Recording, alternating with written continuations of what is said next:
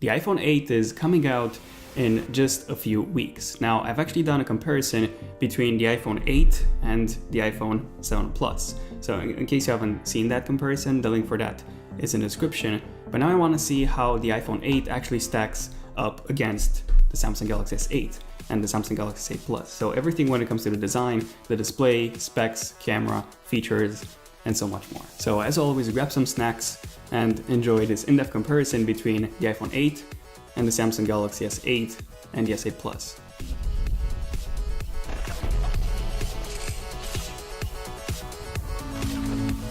Okay, so design-wise, these phones are similar yet very, very different. So with the S8, Samsung has introduced this almost bezel-less design. And overall, the S8 and even the S8 Plus, they're actually really easy to hold in the hand. And by this I mean that comparing the S8 Plus to an iPhone 7 Plus, well, the iPhone 7 Plus comes with actually a smaller display, so 5.5 inches versus 6.2 inches on the S8 Plus. And yet the S8 Plus actually feels easier to hold in the hand, and the iPhone 7 Plus feels so much larger since it's actually wider than the S8. Now the back is made out of glass, and the edges of the S8 have this really nice shiny stainless steel look, even though it's not stainless steel, so it's actually just polished aluminum, but it still looks really premium. The iPhone 8 actually has a pretty similar design style to the S8, so an almost no bezel-less design. The only difference is that the iPhone 8 is actually even more bezel-less than the Samsung Galaxy S8 and the S8 Plus. And then we also get a glass back, so same as with the S8, and this time we actually get a full stainless steel frame on the iPhone 8. So similar to what we had on the iPhone 4 and the iPhone 4S back in the day. So when it comes to the actual design, I actually prefer the S8 more than the iPhone 8 since it's a much more uniform design, at least when it comes to the bezels. The iPhone 8 is much more bezel-less, but then it also comes with this top sensor bar, so in the end it's actually a matter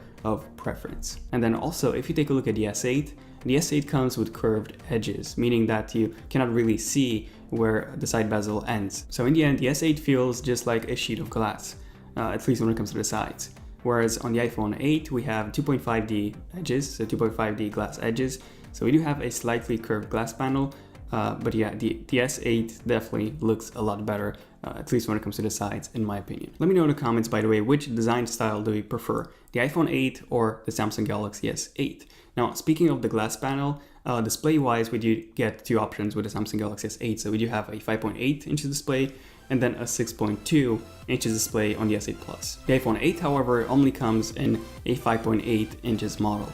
Now, if you compare the iPhone 8, so the 5.8 inches iPhone 8 to the 5.8 inches Galaxy S8, you can actually see that the iPhone 8 has a much wider display, whereas the S8 is actually longer. Now, that's because the iPhone 8 comes with an 18:9 aspect ratio display, so it's actually much wider than the standard 16:9. So 16:9 is something like you have on pretty much every single smartphone and most of the monitors and pretty much all TVs.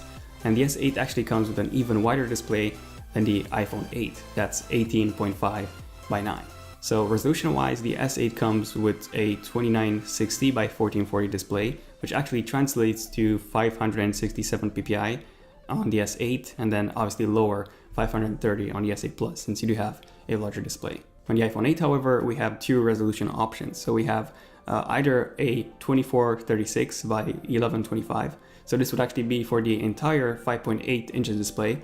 And this, by the way, would actually translate to a PPI of 462. So still better than the 401 that we had on the iPhone 7 Plus. Or another option is that this resolution, so 2436 by 1125, is only for the entire display area. So it's for the entire active display area, so not the touch bar.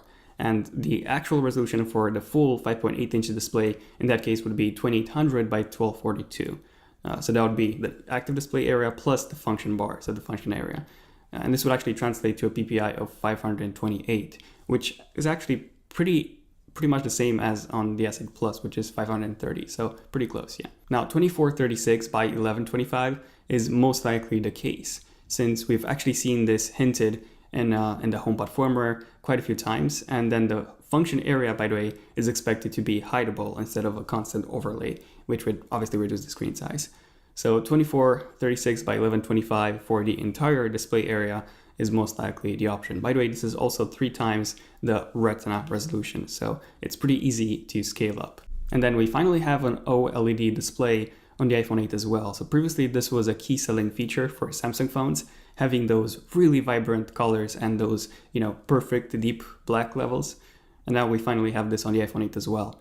And fun fact, the display on the iPhone 8 is made by Samsung. Okay, now moving on to the specs, which phone is more powerful? So both phones are actually really, really powerful, but the iPhone 8 is just a monster in performance. So on the iPhone 8, we have the Apple A11 processor made by Apple. And then on the Samsung Galaxy S8, we have either the Exynos 8895 made by Samsung or the Snapdragon 835 made by Qualcomm.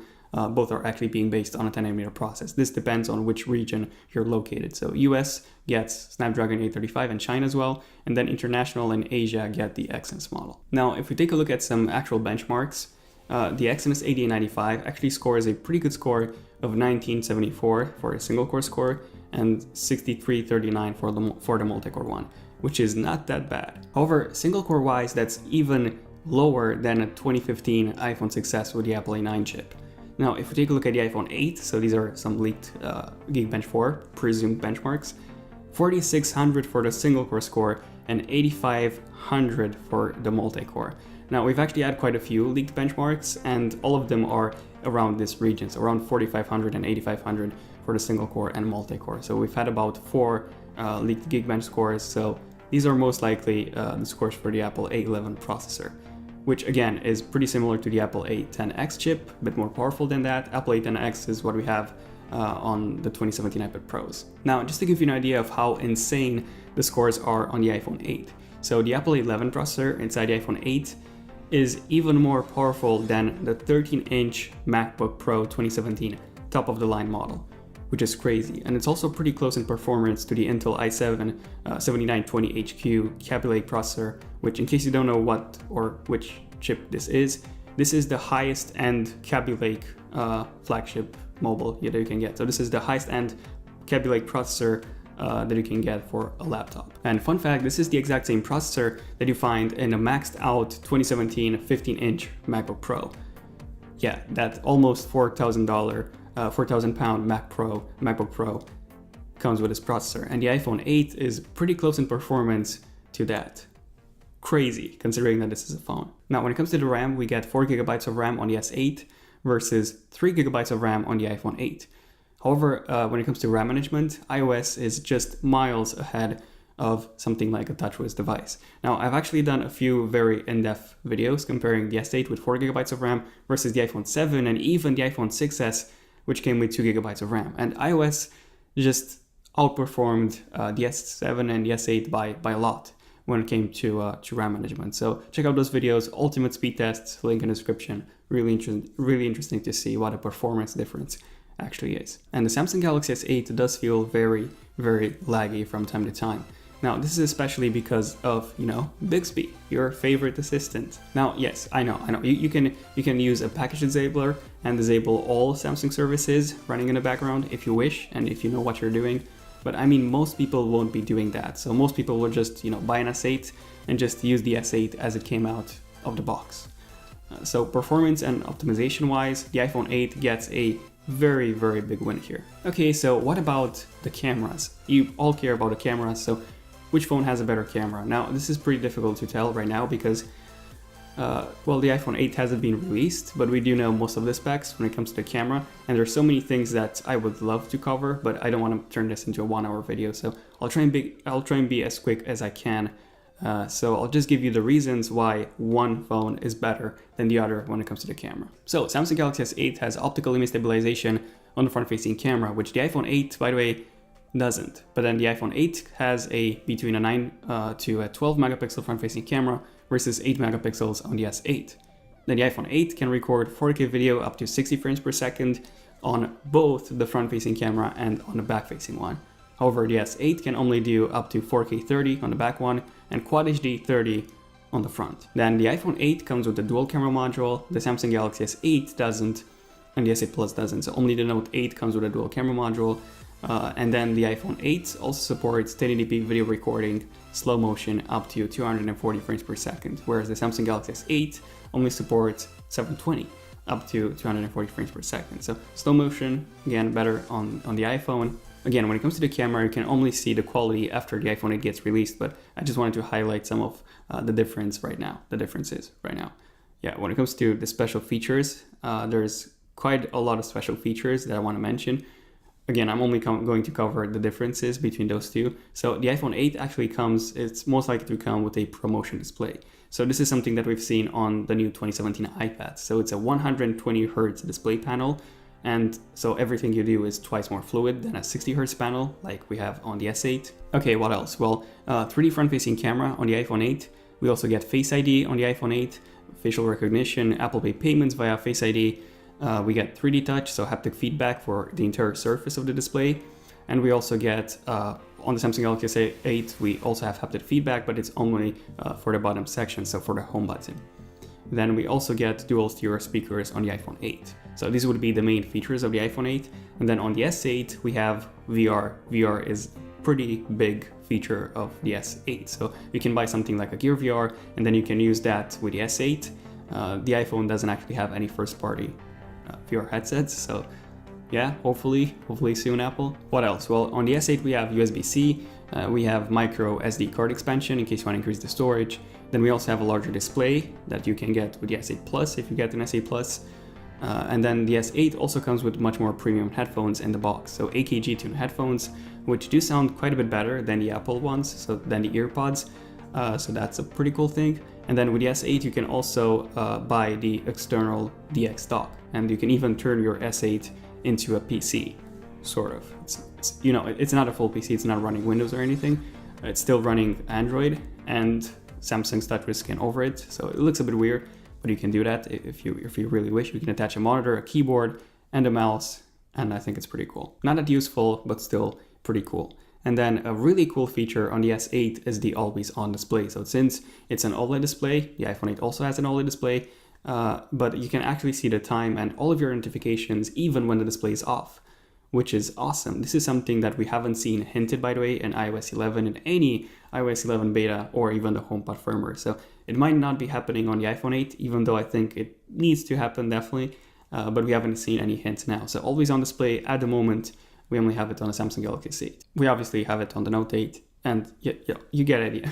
What about the battery? So battery size wise, the iPhone 8 is expected to come with a 2700 mAh battery, which is actually smaller than the 3000 mAh one that we get with the S8 or the 3500 mAh one that we get with the Samsung Galaxy S8 Plus. It's still smaller than the S8 one by about 300 mAh, but battery life should be about the same, since iOS optimizes resources pretty well, but yeah, maybe a tiny bit better on the S8 since you do have a slightly larger battery. Okay, so what about all the models and the capacity, the storage options that you get with these phones? Well, the Samsung Galaxy S8 comes in 64 GB as the baseline option. Now there's also a 128 GB model with 6 GB of RAM, but that's really, really difficult to get. It's only in China and South Korea. It's really difficult to get, so it's usually just the 64 GB model. That's the one that you will find in pretty much every single store, Samsung store or phone store, that is. And you can of course upgrade that via a microSD card to up to an extra 256, so that would be up to 320 GB, which is a lot. The iPhone 8, however, is expected to come in two configurations, so 64, 256, and then there's also a rumored 512 GB model. But yeah, 64 and 256 are definitely coming. Okay, so what about the price? Which one of these phones is cheaper? Well, the S8 actually starts at £689, I believe. That would be about $720. And then the S8 Plus is more expensive at about £780 or $840. Now, the iPhone 7 Plus actually starts at £720 or $77 for the 32 GB model, so the baseline one, instead of the 64 like you would get with the S8. The S8 also comes with an SD card support, so yeah, that would be the starting price for the iPhone 7s Plus as well for this year. This year we're getting 3 iPhone models, so 7s, 7s Plus, and then the iPhone 8. Now, the iPhone 8 is going to be a bit more than that, than the iPhone 7s, so more expensive than the iPhone 7s. So the baseline model would be 64 GB, and it's going to be about 800 to 850 pounds, or that would be between $900 to $970 or so, which would obviously increase for higher storage options. And so yeah, the iPhone 8 is more expensive than the S8. So in the end, which one is better, the S8 or the iPhone 8? Well, honestly, it depends. And I know this is always the answer, but the S8 is cheaper, but it's also less powerful. The iPhone 8, however, is Apple's biggest redesign and the biggest change ever since the original iPhone back in 2007. So in the end, it all comes to which services do you actually prefer? Do you prefer using Apple apps, or do you prefer using Samsung apps, or do you prefer using Google apps by any chance? I prefer using Google apps, for example. They actually work really, really well on the iPhone as well, contrary to the popular belief. So if you prefer Google apps, you're okay with both the S8 and the iPhone, with either of these. But yeah, let me know in the comments which services do you guys prefer. Now, I am going to do a much more in-depth comparison once the iPhone 8 finally releases in a few weeks. Now, I just wanted to give you a general idea of all the main differences between those two phones, just to give you a good idea. So yeah, this has been pretty much it for this video. Feel free to subscribe if you want to see more in-depth comparisons like this one and more in-depth videos. And also be sure to enable notifications on my channel if you wish. That would be pretty cool. You can do that by simply tapping on a bell icon and you'll be notified as soon as I upload a brand new epic video. Also, let me know in the comments which one of these phones would you actually pick and why. And also, if you made it until the end of this video, and yeah, feel free to give this video a like if you've enjoyed it, so let me know. And this has been pretty much it. So yeah, thank you all for watching. I'm Daniel, and see you guys in my next one. Zenok Tech, signing out.